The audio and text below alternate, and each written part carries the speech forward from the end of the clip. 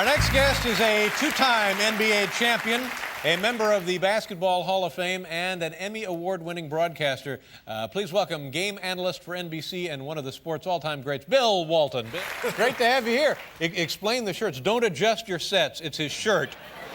What is that? It's got your picture on it, and it's Love It Live. What is that? You guys are having trouble having fun here today, I can see. But this is the world tour of the Love It Live, See America, and See the NBA playoffs. This is 30 games, 30 days. I'm out there as a fan. When I'm not broadcasting the games on the weekends with Marv and Steve and all the guys, then we're out there enjoying it and being part of that experience. And the whole genesis of this came about this past summer when I had my 31st operation. Now, see, that's what, on your feet? On my feet, most of them. That's what I was talking about. That's crazy, isn't it? When I was lying in the hospital bed, and it's a very serious major operation, 6 months of just laying down there. And my second son, Nathan, who's 24 years old, he came over and sat on the edge of the bed, and he said, "Dad, it's been a long, hard road for you. What are you going to do when your foot finally gets better? What are you going to do when you get up out of this bed?" He said, "Nathan, I am never going to sit down again." And so now that we're here in the playoffs, you know, the basketball game has been my life. I mean, 42 years I played and been involved in it, and now 28 years with the NBA. And so we're out there having a great time. And this is the Love It Live tour. Let me ask you this. Are you doing this on your own, or is the NBA paying you to do this, or you just... No, we're just out there.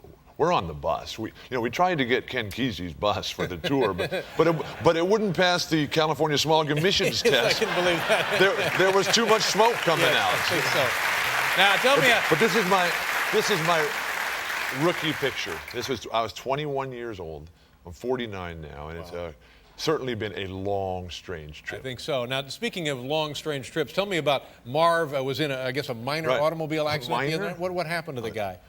Minor accidents are when somebody else is in them, but I talked to Marv today, and he's doing much better. His voice is very good. Well, what happened to him exactly? Well, he got smashed up. Really? He had a concussion. He was unconscious. He banged up his leg. He was unconscious? Yes, absolutely. No kidding. No, not during the broadcast. I mean, after the automobile accident, and he's wearing a big boot on his leg. He asked me for one of my old boots because I've got quite the paraphernalia from all those operations. But he is going to be just fine then. We hope he comes back real soon. He doesn't know when he's going to be back, but his voice was strong and it was powerful today, and we can only hope. It just shows you how tenuous, how fragile it all is. Because he is the voice of the NBA, and he's so gracious to just let us sit there and say, "Marv, you're absolutely right." Now, when we come back, I want to talk about I guess everybody's favorite, everybody's pick to go all the way, the Indiana Pacers. We'll be right back. I was talking about, and you mentioned you've had 31 operations on your feet. If you were playing today and had, what was the foot problem exactly? And if you were playing today, would you have had a better chance medically? I guess the answer to that is obvious, isn't it? We hope so. We hope there's been some progress out there. But the basic problem that they figured out at the very end was that I was cursed with structural congenital defects, and that just the nature of the structure of my feet just did not allow shock absorption, did not allow flexibility. So they were just in there on a constant basis, carving it up, trying to make it move a little bit more. At the end, though, it was just so ground up, so beat up with the endless series of stress fractures that they had to fuse my ankles. Oh my God! And you're all right now? You've had your last operation? Oh, we can only hope. But it sounds terrible, but it's actually terrific because it takes the pain away. Good. Now let's talk about the Indiana Pacers. Now I predict that they will go all the way. They get into the playoffs with guts and determination, and they take the first game from New Jersey, and that's it. It's going to be a straight shot to the finals. Well, now we're hoping to be there on Tuesday. Does your mom want to go to the game? Try and keep Mom away. Mom is a towel girl for the Pacers.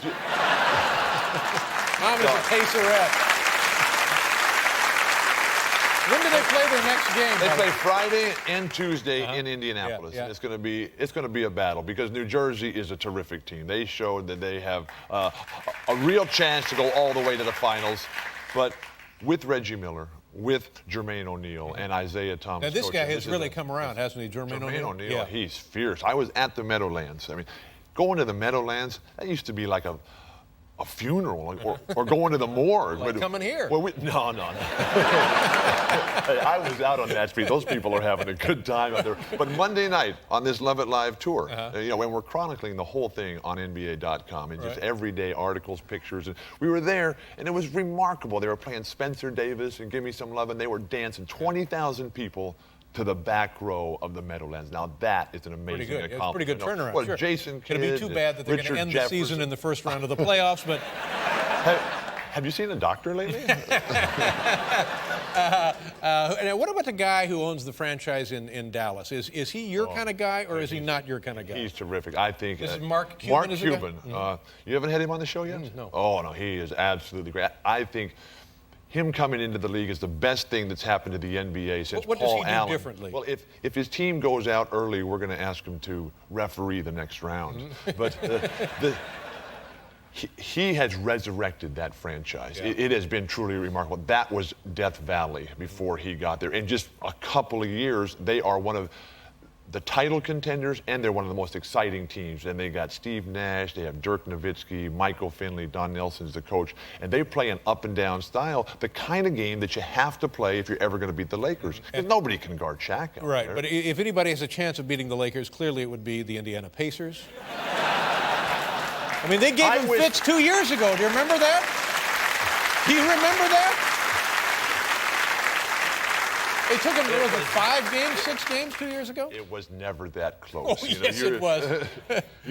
You're dreaming. Well, have you been on this tour? Have you been on Ken Kesey's bus? What's the problem? This is a very good team, Indiana. Don't get me wrong, but they should be better than they are. Well, They've got a lot of talent. One of those and teams they're you big, like. They've just now they're peaked at the right moment, and they're going to get better and better with each game. They're the 8th playoff seed. You just wait and see what happens now. Well, we can only hope. We can only hope that they play well. I would love to see them go. I mean, it's just thrilling, you know. What's the next game? There's nothing like the NBA playoffs. That's what what we live for. Are you working for the NBA now? Is that? No. You are working for the NBA, aren't you? I am. You're not. Establishment now, man. Dave, I have always been mainstream. I have always been mainstream. But the right has moved so far to the right that they've dragged us all with them. I guess so. It's unbelievable. Good to see you, Bill. Have a great playoff. We're going to Detroit right now, Boston tomorrow. Travel safely. Thank you, sir. Thanks for having me. Bill Walton. We'll be back with Bonnie Raitt, everybody.